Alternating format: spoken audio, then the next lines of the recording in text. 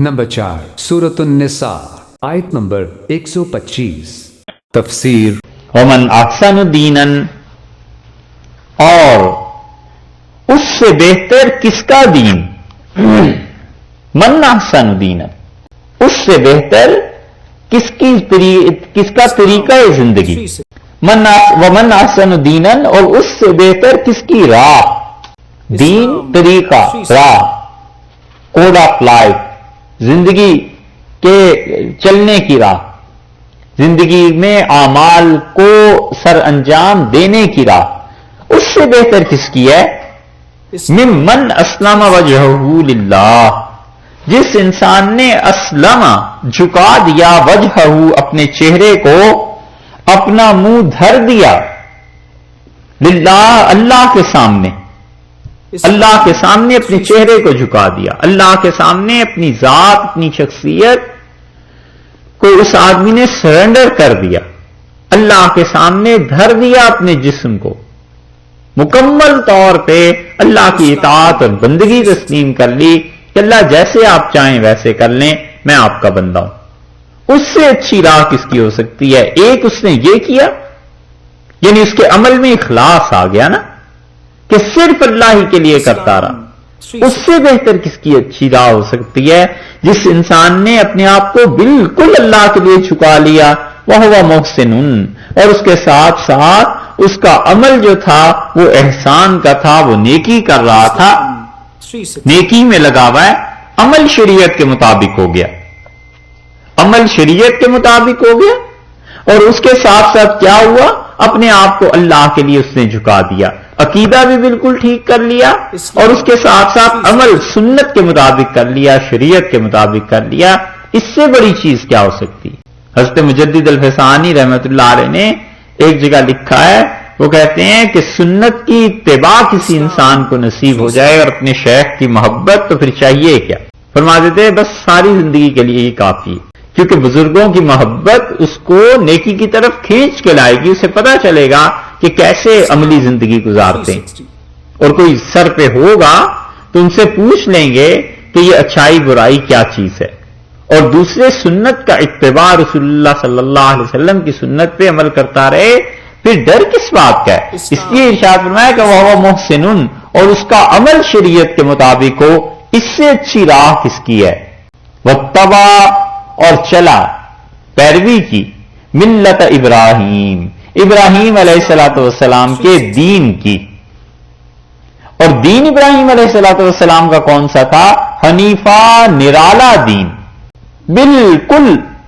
الگ، ہٹے ہوئے ہر قسم کے شرک، کفر، ہر دین سے ہٹ کے ان کا دین تھا، اور وہ دین جو اللہ نے انہیں دیا۔ ایک ترجمہ۔ دوسرا ترجمہ یہ کیا گیا کہ واتبع ملت ابراہیم، اس نے پیروی کی حضرت ابراہیم علیہ الصلوۃ والسلام کے دین کی، اور ابراہیم علیہ السلام کون تھے؟ حنیفہ، وہ سب سے یکسو تھے، سب سے ہٹے ہوئے تھے، اکیلے دنیا میں اللہ کی توحید کے محافظ، اور اللہ کی توحید کے امین، اور اللہ کی توحید پہ جم جانے والے، اور اللہ کی توحید کی قربانی دینے والے، خدا کی توحید کے لیے گھر چھوڑا، ہجرت کی، آگ میں ڈال دیے گئے،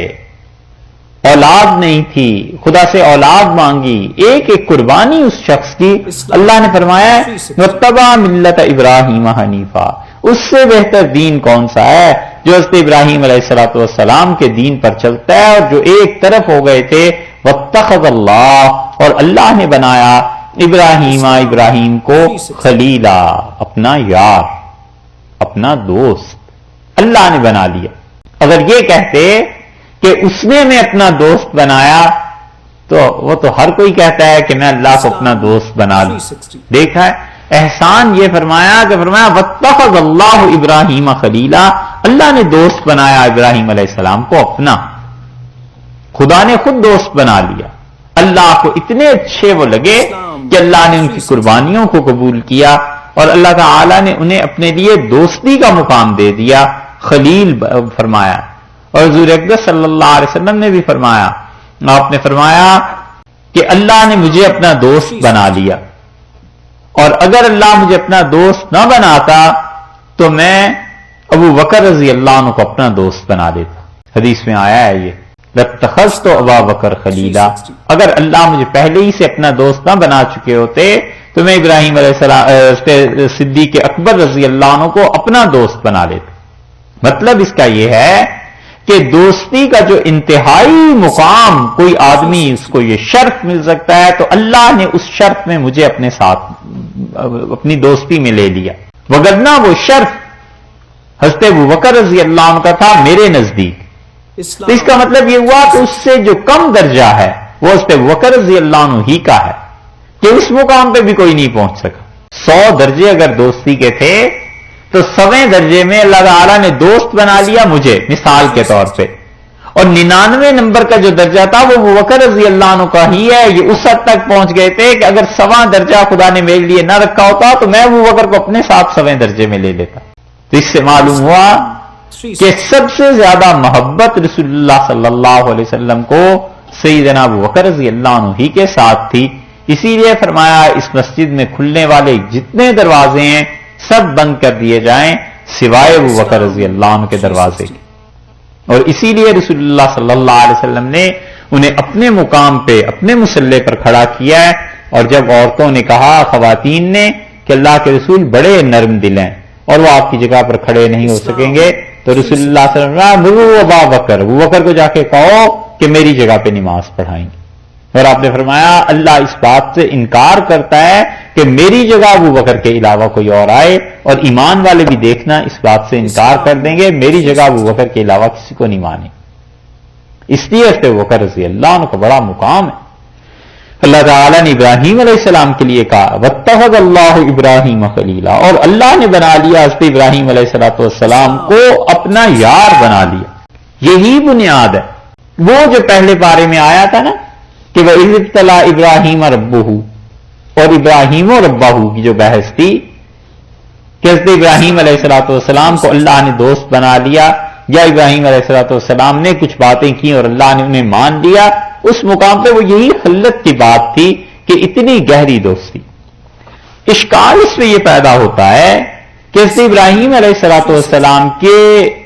معتقد تو سارے ہی ہیں، عیسائی بھی، یہودی بھی، مسلمان بھی، اور حضرت ابراہیم علیہ السلام کو یہودی بہت بڑا اللہ کا پیغمبر مانتے ہیں، عیسائی بھی تعظیم کرتے ہیں۔ تو عیسائیوں اور یہودیوں میں کچھ لوگ ایسے تھے جو حضرت ابراہیم علیہ السلام کی پرستش اور عبادت کے بھی قائل تھے، کیونکہ وہ خدا کے یار ہیں، خدا کے دوست ہیں، تو دوستوں کی بھی عبادت ہو جانی چاہیے اللہ کے علاوہ علیہ باللہ۔ خدا نے اگلی آیت میں رد کر دیا، اللہ نے فرمایا دوستی اپنے مقام پہ، لیکن